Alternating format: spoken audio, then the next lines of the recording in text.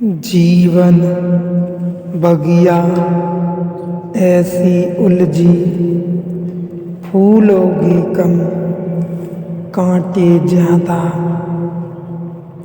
सिमटा जीवन डूबी सांसें, आना है तो अब भी आ जा।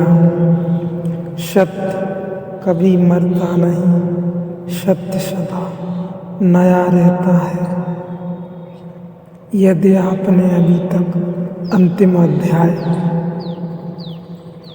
नहीं देखा है तो कृपया करके अंतिम अध्याय देखें, उसके बाद ही इस अध्याय में प्रवेश करें।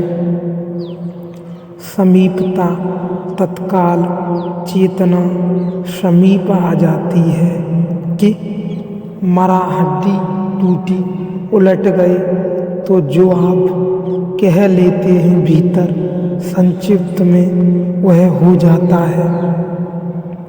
अगर यह दूरी बनी रहे तो भेद पड़ता है, न मैं करता हूँ न मैं भोगता हूँ, मैं केवल प्रकृति का साक्षी हूँ और समीप तत्व के कारण चेतन रूप को आभास होता हूँ और वह वैसी ही क्रिया करने लगती है और वैसी ही मान लेती है कि ऐसा हूँ। यह हमारी मान्यता है, हमारा संसार हमारी मान्यता है और जब तक हमारी मान्यता न टूटे तब तक हमारे मोक्ष का कोई उपाय नहीं है। मैं तो स्थिर नित्य चैतन्य सदैव आनंद रूप शुद्ध ज्ञानमय निर्मल आत्मा हूँ और सब प्राणियों में साक्षी रूप व्याप्त हो रहा हूँ, इसमें संशय नहीं है। जैसे ही कर्ता भोक्ता का भाव विदा हो साक्षी का अनुभव शुरू होता है। जैसे ही साक्षी का अनुभव आप करना शुरू करें, भोक्ता और कर्ता का भाव टूटना शुरू होता है। कहाँ से शुरू करें यह आप पर निर्भर है, कहीं से भी शुरू करें। दूसरी घटना घटनी शुरू होती है। करते में कर्ता न रहे, भोगते में भोक्ता न रहे तो साक्षी का जन्म होने लगता है। साक्षी के जन्म की कोशिश करते रहें, निरंतर होशपूर्वक रहने की कोशिश करें तो भोक्ता और कर्ता विलीन होने लगते हैं। ये एक ही चीज के दो छोर हैं, इसके दो उपाय हैं। एक उपाय है ध्यान और एक उपाय है तप। तप है उपाय भोक्ता न रहने का, कर्ता न रहने का, और ध्यान है उपाय साक्षी होने का। कहीं से भी शुरू करें, घटना वहीं घट जाएगी। यह समझ लेने जैसा है कि तपस्वी दुख में क्यों खड़ा होता है। आखिर तपस्वी दुख को क्यों वर्ण कर लेता है। क्या जरूरत है कि महावीर धूप में नग्न खड़े हो। क्या जरूरत है कि सर्दी में उघाड़े बदन कँपते रहें। क्या जरूरत है कि नंगे पैर ऊबड़ खाबड़ रास्तों पर चलें। और क्या जरूरत है कि महीनों भोजन न लें। यहाँ तो वे पागल हैं जो कि नहीं हैं तथ्य, क्योंकि उन जैसा शांत और उन जैसा स्वस्थ और उन जैसा विवेकपूर्ण व्यक्ति खोजना मुश्किल है।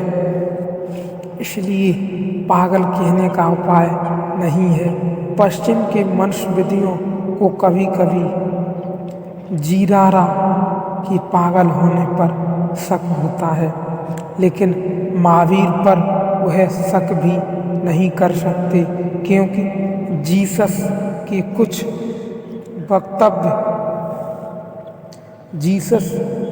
वक्तव्य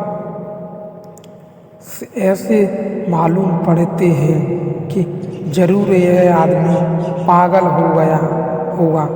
वक्तव्य कि मैं ईश्वर का बेटा हूँ, कि मेरे अतिरिक्त ईश्वर का कोई बेटा नहीं, कि मेरे सारे सृष्टि साम्राज्य का सम्राट हूँ, कि मोक्ष में प्रभु के सिंहासन के बगल में मेरा सिंहासन होगा, कि जो मेरे साथ आएंगे वे बच जाएंगे और जो मुझसे भटकेंगे वे अनंत नरक में गिर जाएंगे। और फिर अचानक फांसी पर लटकाया जाना इस आदमी का, और इस आदमी का ऐसे ही मर जाना जैसे कोई भी साधारण आदमी मर जाता है। यह किस साम्राज्य का मालिक था और यह किसको बचाने की बात कर रहा था और कह रहा था कि सारे जगत को मैं बचा लूँगा, और खुद को नहीं बचा पाया। और अगर यह परमात्मा का बेटा ही था तो परमात्मा ने कैसे आज्ञा दी कि इसको सूली लग जाए? शायद भ्रांति में रहा होगा। ऐसा पश्चिम के मनुष्यविद को शक पैदा होता है। उस शक में सच्चाई नहीं है। जीसस की भाषा को समझने में भूल है। जीसस जिनसे बोल रहे थे वे थे अति ग्रामीण अशिक्षित लोग। उनसे जो भाषा बोलनी पड़ती थी वह भाषा वेदांत की नहीं हो सकती थी, वह भाषा संसार की ही हो सकती थी। लेकिन महावीर पर तो ऐसा शक भी नहीं उठाया जा सकता, क्योंकि जो भाषा बोल रहे हैं वह अति सुसंस्कृत है, उसमें कहीं छिद्र भी नहीं खोया जा सकता कि इस आदमी का दिमाग खराब रहा हो। ये महावीर अपने हाथ से दुख को क्यों खोजते फिरते हैं? इसका कारण है भोक्ता और कर्ता को तोड़ने का प्रयोग है। यह असल में सुख में आप आसानी से भोक्ता होते हैं, दुख में आसानी से नहीं हो पाते। दुख भोगता होने ही नहीं देता। पैर में कांटा गड़ रहा है, उस समय आप साक्षी हो ही जाते हैं, क्योंकि इसको कैसे भोगिएगा? इसको नहीं भोग सकते आप। इसमें कोई रस तो आ नहीं रहा, इसमें कोई स्वाद तो मिल नहीं रहा। इससे आप दूरी चाहते ही हैं। दुख से एक दूरी निर्मित हो जाती है, अपने आप सामीप्य टूट जाता है कि दुख के कोई भी निकट नहीं रहना चाहता। दुख से हमारी निकटता की आकांक्षा ही नहीं है। दुख आ जाए यह दूसरी बात, पर हम अपनी दूरी कायम रखना चाहते हैं। लेकिन जब सुख आता है तब हम संस्कार बिल्कुल पास आ जाते हैं, और तब हम इतनी इच्छा रखना चाहते हैं। जब कोई गले में फूल मालाएं डाल दे तो ऐसा नहीं लगता है कि हम साक्षी रहें। इस क्षण में साक्षी रहने में कोई रस नहीं मालूम पड़ेगा। इस समय तो ऐसा लगेगा कि हम बिल्कुल गला ही गला हो जाएं और फूल माला ही फूल मालाएं लदे जाएं। इस समय ऐसा भी नहीं होगा कि यह आदमी गलती कर रहा है। इस समय ऐसा भी नहीं होगा कि यह किसी और के गले में डालने आया होगा और मेरे गले में डाल दी है। इस समय ऐसा भी नहीं होता कि यह सब प्रकृति का खेल है। इस समय मन कहता है प्रकृति का खेल नहीं, यह तो बहुत पहले डाली जानी चाहिए थी। इतनी देर तुमने की सिर्फ नासमझी के कारण। अब तुम समझ पाए मुझे अब तक समझ नहीं पाए थे। जो कभी का होना था वह अब हुआ है, यह हमारे मन में चलता है।